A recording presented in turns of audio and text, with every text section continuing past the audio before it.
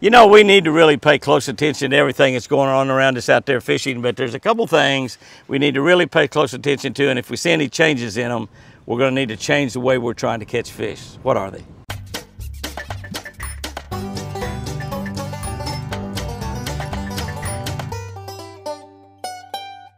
Good morning, guys and girls. June 14th. That's right, June 14th. Almost half of this month gone. 30 days has June. Is that right? I think it is. April, June, and November. That's right. Our scripture for the day from Catch a Better Life book. By the way, if you want a copy of this book, you can get it at all the Bass Pro Shop, Cabela stores. You can get it at Barnes & Nobles, all the Hobby Lobbies. You can get them at jimmyhouston.com. If you want this book autographed, if you've got a copy of it, you'll send it to us. We'll personalize it, autograph it, send it back to you. If you order from us, just there's a place in there where you got to tell us if you want it autographed and who you want it autographed to. Okay, we're looking at Psalm 113:7. He raises the poor out of the dust, and he lifts the needy out of the ash heap. Now, that's pretty good right there. God cares about the poor. God cares about the needy, and he changes their circumstances. This time of the year, the players begin to take over our lakes just about everywhere. The water skiers, the tubers show up. The jet skis are running around with them little hornets kind of bugging us everywhere we are. Power boats are running around creating huge big old wakes that we got to watch out for. The solution is, rise early, go fishing. Rise early, go fishing. It's topwater time, especially during those first couple hours of calm, dead, slick water. That's the time to get out there before everybody else gets out of bed. We can raise a bass from pretty deep water. Fish slowly, fish deliberately. You might want to break out that fly rod and catch some big bluegill that time of the year also. It's great early in the morning. This might turn a poor fishing day into a really fun one. Going early, fishing for something besides a bass, break out that fly rod, have a little fun with it. Get your ultralight if you have a fly. I use ultralights as opposed to a fly rod very much.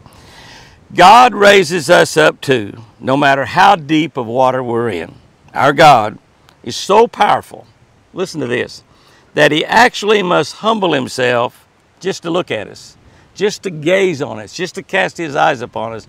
He has to humble himself. That's how powerful he is. But he loves us so much that he does. He does humble himself, and he looks on us, and he looks on our circumstances. He cares about our circumstances, and he corrects them. He takes the things that are wrong in our life, and he makes them better. Catch a better life. That's exactly what God's all about. As you can see from today's scripture, we serve a God. We serve a God who also cares about our financial situation.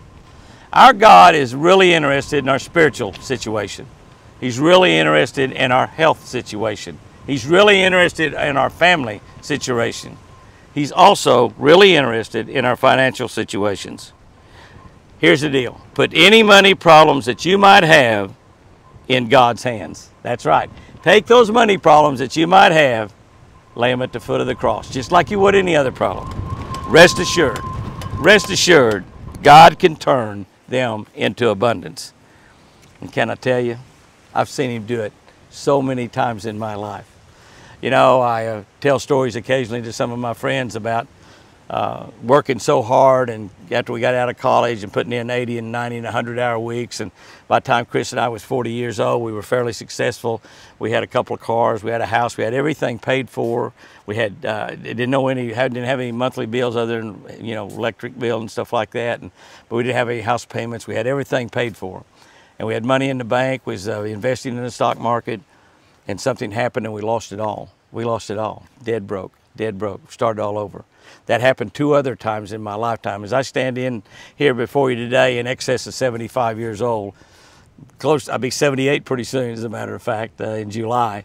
But as I stand here before you today, I've been absolutely dead broke. I was dead broke when we got out of college, not counting that. About everybody's that way. 3 different times during my lifetime, and can I tell you, God's brought us back to abundance each and every situation, and I trusted him all the way through it. You know, one of the things that happens when you get in those situations, you're kind of forced to trust God, kind of forced to trust him. Here's our tip for today. Pay close attention to changes in the wind or the cloud cover. That's right. Pay really close attention to the wind. Now, mostly you're paying attention to whether it's blowing or not blowing. Now, like here in Oklahoma, this year it's blowing just basically every day. We've had very, very few calm days. It shouldn't be blowing right now, and it is. But pay close attention to the wind, the direction of the wind, more importantly probably than how hard and how soft it's blowing. But that'll affect your fishing. Also, pay close attention to the cloud cover. The cloud cover. Watch for the cloud cover. We got almost no clouds at all right now. A lot of times we start out in the morning with some what we call morning clouds, and they go away pretty soon. But right now we have no clouds at all. But say in the summertime, you just don't know. I mean, we have some of these times where we have a week or 10 days of just bluebird. We don't see a cloud anywhere in the state of Oklahoma. So, but pay close attention to the wind direction and the cloud cover. When those change, you're probably going to need to make some changes in your fishing as well. Guys and girls, go out there and have you a great one today, and remember, I sure do love you.